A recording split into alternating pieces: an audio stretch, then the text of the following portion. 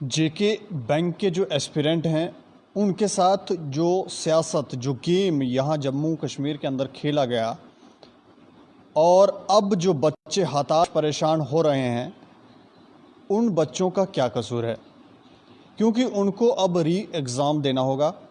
एक बार फिर से उनको एग्ज़ाम देने होंगे, चाहे फ़ीस उनको देनी हो या ना देनी हो। लेकिन प्रश्न ये है कि जो समय उनका बर्बाद किया उसकी जो भरपाई है वो कौन करेगा। बीजेपी जिस तरह के फैसले यहाँ पर जिस तरह के फैसले हो रहे हैं उसमें हमें ऐसा लगता है कि बीजेपी का कोई रोल नहीं है, कोई उनकी सुनवाई नहीं है। केंद्र सरकार को जो इन्फॉर्मेशन दी जा रही है वो कोई तीसरा आदमी दे रहा है, और वो आदमी कौन है वो भी अभी तक नहीं दिख रहा। इन सब विषयों पर चर्चा करने के लिए हमारे साथ हैं दीपक गुप्ता, जो एबीवीपी के सेंटर वर्किंग कमेटी में हैं, उनकी वर्किंग कमेटी के मेंबर हैं।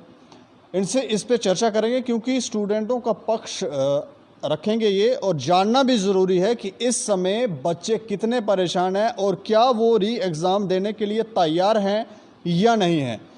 सर स्वागत है। और क्या बच्चे ये जो भी पॉलिसीज़ लेकर आ रहे हैं इस समय जम्मू कश्मीर में, वो पॉलिसीज़ तो ऐसा लगता है युवा विरोधी हैं, और युवा क्या एक्सेप्ट कर रहे हैं? क्या वो री एग्ज़ाम के लिए तैयार हैं? जेके बैंक के जो एस्पिरेंट हैं, आप क्या कहेंगे?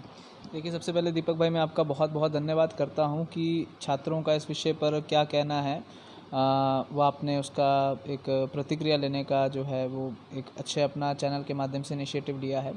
दूसरा, युवा जो है वो रोज़गार चाह रहा है। पेपर हो, पेपर पुनः हो, वो एक ज़्यादा बड़ा मेरे को नहीं लगता मायने रखता उनके लिए सबसे ज़्यादा मायने जो चीज़ रख रही है वो ये है कि उन्हें जो रोज़गार का एक वादा जो किया गया था 2018 में एक नोटिफिकेशन के माध्यम से, वो रोज़गार की जो 1450 जो पोस्ट थी जेके बैंक पीओ की और बैंकिंग एसोसिएट्स की, वो जल्दी से जल्दी फिल हों, ऐसा उनकी अपेक्षा 2018 में जो है तत्कालीन राष्ट्रपति शासन के दौरान बनाई गई थी जी। और जैसे ही ये बैंक पीओ की और बैंकिंग एसोसिएट की जब ये नोटिफिकेशन निकली थी, उसी के तुरंत बाद जो है जम्मू विश्वविद्यालय के अंदर से आंदोलन की डिस्ट्रिक्ट वाइज जो है कोई भी इस प्रकार की जो पोस्ट है जेके बैंक की, जो बैंक पीओ और बैंकिंग एसोसिएट की जो पोस्ट है वो डिस्ट्रिक्ट वाइज नहीं होती है, क्योंकि उसमें नोटिफिकेशन में ही in itself it was contradictory कि एक तरफ जेके बैंक ये कह रहा था कि पूरे देश भर में उसे किसी भी जेके बैंक के अंदर नौकरी करने भेजा जा सकता है, दूसरा उसे जो केडर दिया जा रहा था, जो उसको रिक्रूटमेंट उसकी हो रही थी वो डिस्ट्रिक्ट वाइज हो रही थी।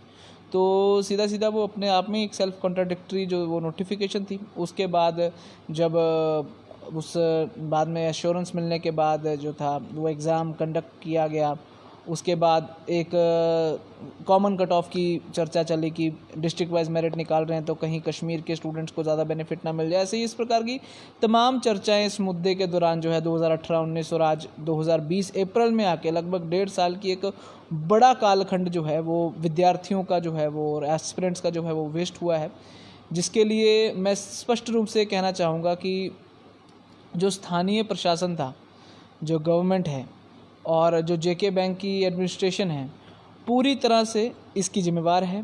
पिछले जो चेयरमैन थे जेके बैंक के परवेज़ अहमद साहब, उन्हें बहुत कम सज़ा मिली है, उनको केवल अपनी पोस्ट से हटाया गया था और उस दौरान ही आर.के. चिब्बर साहब जो है उन्होंने ज्वाइन किया इसको। और एक विद्यार्थियों का जो भविष्य है उसे अंधकार में छोड़कर जिस प्रकार का एक उन्होंने पाप किया है परवेज़ अहमद साहब ने और जेके बैंक के पूरे एडमिनिस्ट्रेशन ने, और उसी के साथ साथ जो स्टेट गवर्नमेंट की एक ब्यूरोक्रेसी है, एडमिनिस्ट्रेशन है, उन्होंने जिस प्रकार का खिलवाड़ लगभग 1,40,000 विद्यार्थी जो एस्पिरेंट्स थे इस एग्ज़ाम के, उनके साथ जो किया है वो कतई निंदनीय है। और सीधी एक इसमें बात की जाए तो विद्यार्थियों के साथ अन्याय हुआ है, एस्पिरेंट्स के साथ अन्याय हुआ है। इसके लिए किस तरफ एडमिनिस्ट्रेशन जो है इसकी भरपाई करेगा, मैं अभी तक उसको वो भरपाई तो नहीं देख रहा। एक पूरी तरह से वो क्वैश करके, एक तरफ आर.के. चिब्बर साहब ये कहते थे जनवरी में कि ये जो रिक्रूटमेंट है ये इन प्रोसेस है, ये रिक्रूटमेंट जो है वो होगी। दूसरी तरफ सरकार के स्पोक्स पर्सन रोहित कंसल साहब कहते हैं जी ये पोस्ट ही स्क्रैप कर दी गई हैं। तो एक सीधा सीधा जो है तालमेल एडमिनिस्ट्रेशन, जेके बैंक, पॉलिटिकल पार्टीज़ जो था वो पूरी तरह से जो है वो लैक कर रहा था इस पूरे मुद्दे पर। जिसमें जो एक बड़ा रोज़गार का साधन था, जो बड़ा रोज़गार की एक उम्मीद थी विद्यार्थी वर्ग को और एस्पिरेंट्स को, वो पिछले 1.5 साल के अंदर पहले ही कम हो गई थी, ख़त्म हो गई थी। तो अब बिल्कुल ही जो है उसको एक क्लोज़ करके बिल्कुल नया रिक्रूटमेंट का जो प्रोसेस है सरकार ने ऑन किया है। हालांकि विद्यार्थी के पास करने के लिए क्या है, वो तैयारी करेगा फिर पेपर देगा। कुछ विद्यार्थी एक्टिविस्ट हमारे जैसे जो इस मुद्दे को लेकर पुनः आफ्टर कोरोना वायरस जो है वो बातचीत करेंगे कि क्यों इसके पीछे आखिर क्या कारण था, इस पूरे इसको स्क्रैप करने के पीछे।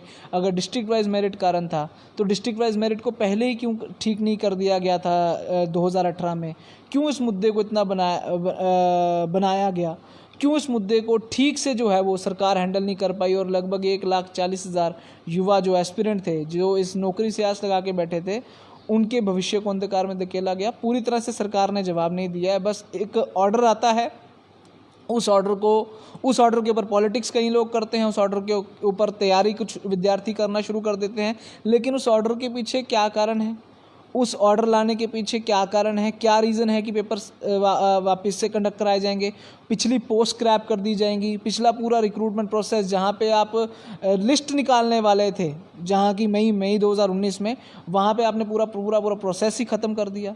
और चिब्बर साहब की स्टेटमेंट है कि 20 करोड़ रुपया मैंने खर्चा है इस पूरे रिक्रूटमेंट प्रोसेस में।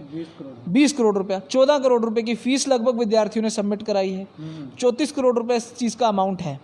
34 करोड़ रुपए जो सीधा साफ दिख रहा है कि जो सरकार के खाते से गया है, उस 34 करोड़ रुपए के लिए कौन आंसरेबल है? ये एक टैक्स पेयर का पैसा है, ये एक मजदूर का पैसा है, ये एक गरीब व्यक्ति का पैसा है जो सरकार ने पूरी तरह से हम कहेंगे मिसअप्रोप्रिएट किया है। और उसका 34 करोड़ रुपए का कौन जवाब देगा? क्या आज की डेट में 7 साल के MP लैड्स के लगभग फंड आते हैं जो सरकार ने रोके हैं, जो डेवलपमेंटल प्रोजेक्ट्स पे लगते हैं, वो 7 साल के जो प्रोजेक्ट्स को फंड करने वाला इतना अमाउंट जो है, मेरे को लगता है वो काफ़ी होगा मेंबर पार्लियामेंट्स को इस विषय पर ट्रैक करने के लिए कि इतना बड़ा रकम आपने पूरी तरह से उसके ऊपर जो लगाई गई थी JK बैंक के रिक्रूटमेंट प्रोसेस पे, जिसमें 1400 विद्यार्थी रिक्रूट होने थे, वो पूरी तरह से स्क्रैप किया गया है। Complete failure of the bureaucracy, complete failure of the coordination between bureaucracy and the administration, ये मैं कहना चाहूँगा। एक बीच में हमारे जो पूर्व गवर्नर थे सत्यपाल मलिक, उनका भी एक ऑडियो जो है रिकॉर्डिंग हुआ था और किसी बच्चे से वो बात कर रहे थे, जिसमें उन्होंने कहा कि इसमें ज़्यादा बच्चे जो हैं वो कश्मीर। हाँ, मैं इसमें दीपक जी ये कहना चाहूँगा, उनका ये कहना था कि ज़्यादा बच्चे कुछ एक रीजन के सिलेक्ट हो गए थे, इसलिए शायद ये, और उनका सीधा ब्लेम जो था वो यहाँ के राजनीतिक दलों के ऊपर था। मैं सत्यपाल मलिक जी से, हिज ऑनरेबल गवर्नर साहब से, फॉर्मर गवर्नर साहब से ये सवाल पूछना चाहूँगा कि जब ये JK बैंक PO का आंदोलन चल रहा था, बैंकिंग एसोसिएट्स का आंदोलन चल रहा था, उस समय एक और आंदोलन सड़कों पे था। वो आंदोलन कौन सा था? सब इंस्पेक्टर का उनको जो ज्वाइनिंग लेटर था, उसका वो आंदोलन चल रहा था कि सब इंस्पेक्टर्स जो कि सत्यपाल मलिक साहब के टाइम पे ही अपॉइंट हुए थे, और वो जम्मू से ज़्यादा थे, वो इस खास वर्ग से ज़्यादा थे, वो भी तो सत्यपाल मलिक साहब के टाइम पे हुए थे। उसमें किसी का राजनीतिक हस्तक्षेप नहीं हुआ। सत्यपाल मलिक साहब, मैं आपसे पूछना चाहता हूँ, इस मुद्दे पे जब आपको पता है आपके हाथ से पूरी गेम बाहर निकल गई, पूरा प्रोसेस आपके हाथ से बाहर निकल गया, तो आपके पास क्या रहा? आपने सीधा BJP के ऊपर ब्लेम लगा दिया। आप क्या कर रहे थे? You were the sole steam power at that time. Governor साहब से हम बोलना चाहते हैं, कहने का अर्थ है कि पल्ला झाड़ रहे हैं इस मुद्दे से। आज की डेट में, उस समय अगर हम बात करें, आज BJP को रिस्पॉन्सिबल लोग ठहरा रहे हैं। मैं एक चीज़ मैं आपके चैनल के माध्यम से सत्यपाल मलिक साहब से पूछना चाहता हूँ।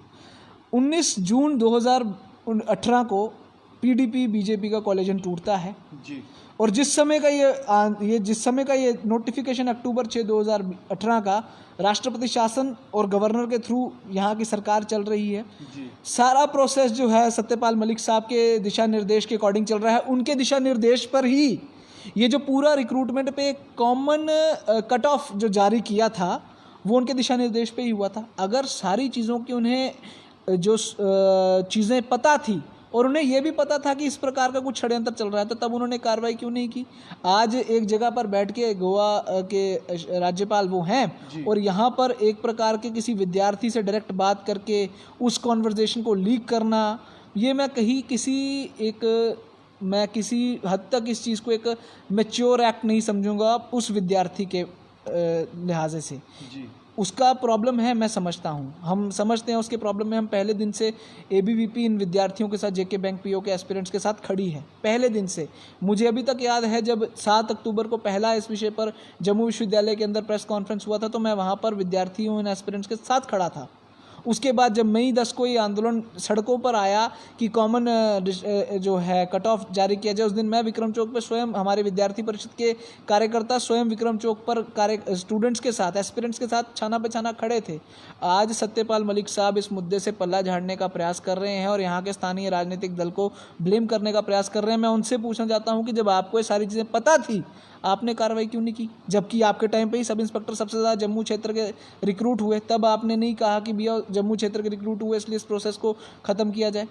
जम्मू के विद्यार्थी मेरिट पर आए थे जी, they fight on the basis of merit. हम मेरिट पे लड़ रहे हैं। जेके बैंक पीओ के और जेके बैंकिंग एसोसिएट्स पे we were on merit. Jammu के विद्यार्थी मेरिट पे थे।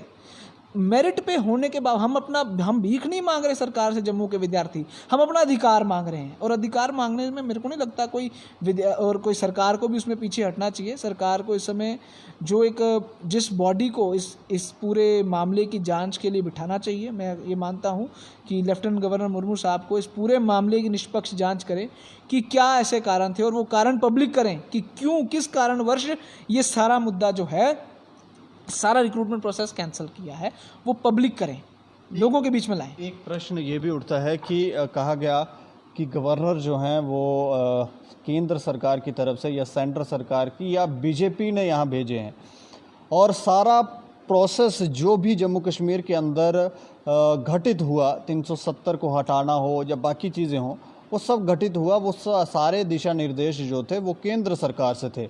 तो ऐसे में क्या ये प्रश्न उठ रहा है कि क्या केंद्र सरकार के ही दिशा निर्देशों के ऊपर ये सारा जो जेके बैंक के एस्पिरेंटों के साथ खेल खेला गया, वो केंद्र सरकार के दिशा निर्देशों के ऊपर खेला गया? देखिए दीपक जी, मैं एक चीज़, ये बड़ी एक फैक्चुअल चीज़ है जी। हम अक्सर just to blame any political party, हम लोग इस चीज़ को हमेशा सरकार वर्सेस सरकार, पार्टी वर्सेस पार्टी खेलते हैं। लेकिन जो ये बीच का एक बहुत बड़ा वर्ग है, जो एक्चुअल में who are the actual policy implementers and the policy makers, हम उनको भूल जाते हैं। द ब्यूरोक्रेसी, जो ब्यूरोक्रेट्स हैं, मैं सीधी एक चीज़ मानता हूँ कि जब तक एक पॉलिसी को इम्प्लीमेंट करने में ब्यूरोक्रेट अपना रोल अदा नहीं करता, सरकार एक पॉलिसी बना के भेजती है, उस पॉलिसी को किस तरह से ग्राउंड पर लागू करना है वो ब्यूरोक्रेट तय करता है। और मैं केंद्र सरकार से और मोदी सरकार से एक चीज़ से बिल्कुल आश्वस्त हूँ कि वह जम्मू कश्मीर के युवाओं का कभी बुरा नहीं चाहते। उन्होंने जिस प्रकार की एक अच्छे निर्णय लेने का प्रयास किया, चाहे वो इस क्षेत्र को एक राजनीतिक जो एक यहाँ पे प्रॉब्लम चल रहा था, उस राजनीतिक प्रॉब्लम से बाहर निकालने का प्रयास किया। यहाँ पर नए नए एवेन्यूज़ जनरेट करने का भी मैं वेलकम करना चाहता हूँ। जो टाटा इंडस्ट्रीज़ के साथ जो जम्मू कश्मीर गवर्नमेंट का एक MOU साइन हुआ है, जो इनोवेशन इंक्यूबेशन सेंटर 2 खुलेंगे बारामूला और जम्मू में, उसके लिए मैं धन्यवाद करना चाहता हूँ सरकार का, जिसमें रोज़गार का ऑप्शन, एक स्किल्ड लेबर का ऑप्शन, स्किल्ड वर्कफोर्स का ऑप्शन जो है वो जम्मू कश्मीर के अंदर तय होगा।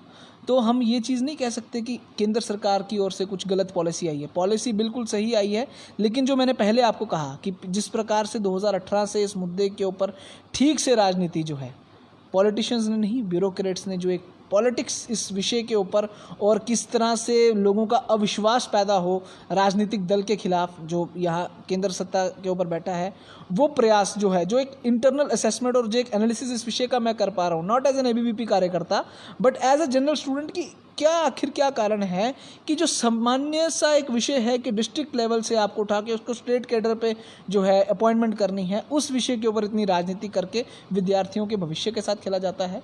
केंद्र सरकार पे हम भरोसा करते हैं पूरी तरीके से। जम्मू का एक एक विद्यार्थी जो है, मैं मानता हूँ, नहीं आप भरोसा तो करते हैं, लेकिन इतना सब कुछ हुआ, बच्चों का फ्यूचर स्पॉइल करने का प्रयत्न, हमें ऐसा लगता है कि बच्चों का फ्यूचर ही स्पॉइल करने का प्रयास किया गया। क्या केंद्र सरकार को इसके ऊपर हस्तक्षेप नहीं करना? मैं एक चीज़ बताता हूँ।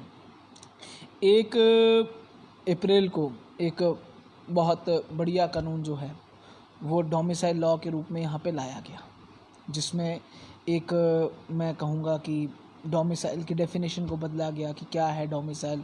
जो 8 लाख लोग अब नए बेनिफिशियरी उससे हुए, और बाहर के लोगों को भी यहाँ पे जॉब अपॉर्चुनिटी दी गई। पूरी तरह से विरोध हुआ उसका। जी मैं केंद्र सरकार की एक प्रेजेंस जो है मैं आपको बताना चाह रहा हूँ कि 2 दिन के अंदर, मात्र 2 दिन के अंदर जम्मू के विद्यार्थियों ने, जम्मू कश्मीर के विद्यार्थियों ने उस पॉलिसी का विरोध किया कि भैया ये हमारी नौकरियों के ऊपर, हमारे रोज़गार के ऊपर ये एक बहुत बड़ा चैलेंज हो जाएगा। We can not compete due to the restrictions imposed by the government for some security reasons, हम कम्पीट नहीं कर पाएंगे और इस समय जो है वो सही वक्त नहीं है उस कानून को लागू करने का। केंद्र सरकार का प्रेजेंस देखिए और युवाओं के लिए कमिटमेंट देखिए कि 2 दिन के अंदर उस कानून को वापस किया है, मात्र 2 दिन के अंदर। 1 तारीख को एक नोटिफिकेशन आता है, 3 तारीख को उस नोटिफिकेशन को रिवर्ट बैक करके एक नया नोटिफिकेशन आता है। तो किसी भी तरीके से हम ये नहीं कहते कि मोदी सरकार की या जो यहाँ के मेंबर पार्लियामेंट्स हैं उनकी किसी भी तरीके से एक इररिस्पॉन्सिबल एक्ट, एक जो पॉलिसी है अपने युवाओं को लेकर है, वो सोचते हैं जम्मू के युवाओं को लेकर, वो सोचते हैं जम्मू कश्मीर के युवाओं के रोज़गार को लेकर। तो लेकिन ये जो जेके बैंक वाला इशू है, इस इशू को मैं अभी भी आपके चैनल के माध्यम से कहना चाहूँगा केंद्र सरकार को कि इस मुद्दे के अंदर एक भारी षड्यंत्र है, ब्यूरोक्रेटिक षड्यंत्र है, एडमिनिस्ट्रेटिव षड्यंत्र है, केंद्र सरकार के खिलाफ अविश्वास पैदा करने का जम्मू कश्मीर के युवाओं के अंदर। उस चीज़ को अगर केंद्र सरकार ठीक करना चाहती है तो इस चीज़ के ऊपर एक निष्पक्ष जांच बिठाई जाए और दूध का दूध पानी का पानी किया जाए कि आखिरकार ऐसा क्यों हुआ। और इस पूरे में जिस तरह से आपने अपने इंटरव्यू शुरू करने से पहले कहा कि किसका फॉलोअप जा रहा है और किसकी बातें मानी जा रही हैं, वो पता लगे कि आखिरकार जो कल्प्रिट है, जो इस पूरे मामले का दोषी है, वो कौन है और उसको सज़ा दी जाए। परवेज़ अहमद साहब की तरह नहीं है कि आपको पोस्ट से हटा दिया गया, आपको सज़ा मिल गई। उनको उनकी अकाउंटेबिलिटी सेट की जाए और क्रिमिनल प्रोसीडिंग उनके खिलाफ चलाई जाए अकॉर्डिंग टू द लॉ। उन सभी लोगों के लिए हमें तो हम तो ये कहेंगे उन सभी लोगों के ऊपर इस तरह के एक्ट लगाने चाहिए ताकि दोबारा कोई भी व्यक्ति इस तरह की जो हरकत की गई है वो ना हो। इसके अलावा मैं ये भी जानना चाहूँगा कि अभी तो लॉकडाउन है, अगर ना होता तो फिर ये जो बातें या ये जो फैसले इस समय समाज में हो रहे हैं तो उसका क्या प्रभाव पड़ता और किस तरह से एक्ट होता, ज़रा बताएं। देखिए दीपक जी, उसको आप मेरे से बेहतर जानते हैं कि जब इस प्रकार की कोई कानून जो एक उनके एक्सप्रेस फॉर्म में ही एंटी यूथ हैं, तो उनका परिणाम आपको ही पता है, मेरे से ज़्यादा ही आप ग्राउंड पे रहते हैं, मतलब हम लोग साथ साथ में ही ग्राउंड पे रहते हैं कि किस प्रकार से युवा इस चीज़ के ऊपर रिजेंटमेंट शो करता। और बहुत से मुद्दे अभी चल रहे हैं, चाहे वो रिस्टोरेशन का मुद्दा हो इंटरनेट के, हाई स्पीड इंटरनेट के, चाहे वो जेके बैंक का इशू हो, चाहे वो उस समय अगर अप्रैल 1 के बाद अगर हम बात करते हैं तो डोमिसाइल के ऊपर तुरंत क्या प्रतिक्रिया होनी थी, ये हम सब बेहतर जानते हैं। इस समय सरकार की हम एक सुझाव देना चाहते हैं as a youth, as a student, मैं अपनी तरफ से एक सुझाव देना चाहूँगा कि कृपया करके उन लोगों की मत सुने जिनको 36 साल का सरकारी गद्दियों का अनुभव है। वो आज आपके हैं, कल किसी और पार्टी के होंगे। आपको सुननी है तो डायरेक्ट अपना जिन्होंने आपको इलेक्ट करके ऊपर भेजा है उनसे डायरेक्ट संपर्क में आइए, उनकी बात सुनिए। ऐसा वर्ग भी है जो आपका हितैषी है, आपके बारे में सोचता है, इसलिए 3-3 लाख की वोट लीड लेके आप लोगों को आगे भेजा है। तो उन लोगों के डायरेक्ट संपर्क में रहिए। और एक जो छवि बन रही है इस समय कि ब्यूरोक्रेसी के जो एक फीडबैक से सरकार चल रही है, कल मैं भाजपा के चीफ स्पोक्स पर्सन साहब को सुन रहा था जेके बैंक के इशू को लेकर ही, उनका ये कहना कि हमें नहीं पता कि इस पूरे मुद्दे में किससे पूछ के ये पॉलिसी फ्रेम की गई है। एक बीच में उन्होंने ऐसे शब्द कहे जो कि मुझे ये लगा कि जो मेरे दिमाग में क्वेश्चन उठा कि क्या स्टेट बीजेपी की बात नहीं मान रही है ब्यूरोक्रेसी, या स्टेट बीजेपी जो है वो कोऑर्डिनेशन नहीं बना पा रही है ब्यूरोक्रेसी से, या ब्यूरोक्रेसी जो है सेंट्रल गवर्नमेंट को कॉन्फिडेंस में लेके स्टेट बीजेपी के साथ कोई खेल खेल रही है, जिस कारण से यहाँ पर लोकल स्तर पे एक युवाओं के अंदर नेचुरल रिजेंटमेंट बन रहा है अगेंस्ट द पॉलिसीज, जो कि नहीं बनना चाहिए। पॉलिसीज़ बहुत अच्छी हैं, सभी पॉलिसीज जम्मू कश्मीर के युवाओं के लिए हैं, लेकिन किस प्रकार से उन्हें ग्राउंड पे उतारा जाता है, क्या नेगेटिव उसको बेस देके, क्या नेगेटिव एक्सप्रेशन देके उसको स्टूडेंट्स के बीच में उतारा जाता है, वो सीधा मैं कहूँगा बीजेपी के जो है वो हित में नहीं है। यहाँ पे मैं एकमात्र इस चीज़ के लिए रविंद्र रैना जी की सराहना भी करना चाहेंगे कि एकमात्र लीडर जो इस मुद्दे के लिए अप्रोचेबल थे जेके बैंक के एस्पिरेंट्स को, वो रविंद्र रैना जी थे। 2 बार वो गवर्नर लेफ्टिनेंट गवर्नर साहब से मिले हैं, लेकिन क्या इफ़ेक्टिव रिज़ल्ट क्यों नहीं आ रहे हैं? मुझे लगता है कि उसके लिए सेंट्रल बीजेपी और स्टेट बीजेपी को एक आपस में कोऑर्डिनेशन के साथ काम करना पड़ेगा। ब्यूरोक्रेसी की जो एक बहुत बड़ी श्रृंखला बीच में खड़ी है, उसे हटाकर लोगों के हित के लिए, जनता के हित के लिए, जिसके लिए उनको चुना गया है, उसके लिए उन्हें काम जब डायरेक्टली वो करेंगे, without the assistance of the bureaucracy, without the feedback from the giving a serious note on the feedback from the bureaucracy, अगर वो उस प्रकार का कोई निर्णय लेंगे तो मैं जानता हूँ और इस चीज़ का विश्वास रखता हूँ कि लोग यहाँ पे जो है एक केंद्र सरकार के जो पॉलिसीज़ हैं उनके साथ खड़े होंगे।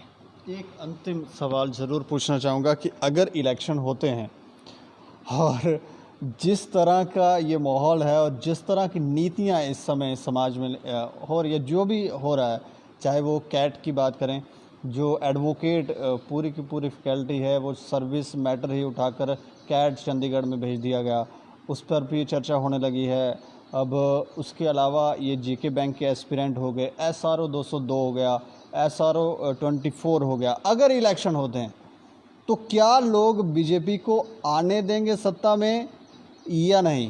देखिए दीपक जी, अभी ये सारे मुद्दे तो हैं, हम ये नहीं कह रहे इन मुद्दे नहीं हैं, और SRO 202 कहें, SRO 24 कहें, या अन्य ऐसे जो पॉलिसीज़ हैं, चाहे वो अभी जेके बैंक वाला इशू है, इनके साथ साथ जुड़ता अभी मुझे नहीं लगता एज अ जो हम चीज़ देख रहे हैं। अभी डीलिमिटेशन कमीशन जस्ट 2 महीने 1.5 महीना पहले बैठा है, 1-1.5 साल तक उसको अपनी रिपोर्ट सबमिट करनी है। और बीजेपी की जो भी पॉलिसी है, जो सेंट्रल गवर्नमेंट की पॉलिसी है, it is very far sighted, बहुत दूर देख के वो लोग चल रहे हैं, और अगले आने वाले 1-1.5 साल के अंदर इसका परिणाम बहुत अच्छा होने वाला है, ऐसा अपेक्षा कर रहे हैं।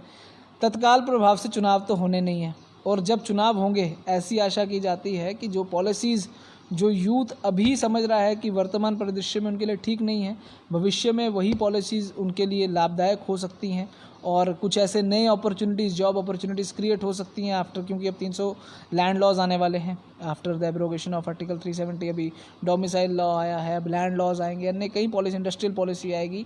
तो उन सब के अंदर कुल मिला के क्या बेनिफिट जम्मू कश्मीर के युवाओं को होता है, वो हम एक असेसमेंट टाइम बाउंड है, और उसके बाद जो चुनाव होंगे तो उस चुनावी माहौल में हम चर्चा करेंगे कभी, तो मुझे लगता है हम एक बेटर एनालिसिस दे पाएंगे। लेकिन वर्तमान परिदृश्य की अगर हम बात करें तो ना चुनाव होने वाले हैं, रियलिस्टिक चीज़ें हैं नहीं, ना चुनाव होने वाले हैं, ना बीजेपी इतने शॉर्ट विजन लेके डिसीजन ले रही है। बीजेपी जो एक डिसीजन ले रही है वो एक पारदर्शी डिसीजन है, लॉन्ग साइटेड, एक लॉन्ग विजन लेके, बड़ा विजन लेके और डिसीजन ले रही है, जिसका अंतर्गत लाभ जम्मू के समाज को होना, जम्मू के लोगों को होना, जम्मू के युवाओं को होना, जम्मू कश्मीर के। तो उन सभी चीज़ों को लेकर 1 साल के बाद जब डीलिमिटेशन कमीशन एक प्रॉपर डीलिमिटेशन रिपोर्ट देकर किस हिसाब से कॉन्स्टिट्यूएंसीज का डीलिमिटेशन होना है, उसको लेकर जब सामने आएगा तो हम बात करेंगे कि क्या आखिरकार ऊंट किस करवट बैठेगा, उस चीज़ के ऊपर फिर बात करेंगे और एक एनालिसिस देंगे, तो मुझे लगता है ज़्यादा फ्रूटफुल वो रहेगा। चलिए, शुक्रिया हमसे बातचीत करने। ये तो हो गया, मतलब आपने बहुत ही बीजेपी का पक्ष ले लिया। चलिए, ये तो समय ही बताएगा कि बीजेपी की नीतियां जो है वो समाज में फलदायक रहती हैं या फिर उसका खमियाजा उन्हें भुगतना पड़ेगा। बाकी आप देखते रहे जेके लाइन। वीडियो जर्नलिस्ट दीपक भंडारी के साथ मैं दीपक सिंह, जेके लाइन के लिए।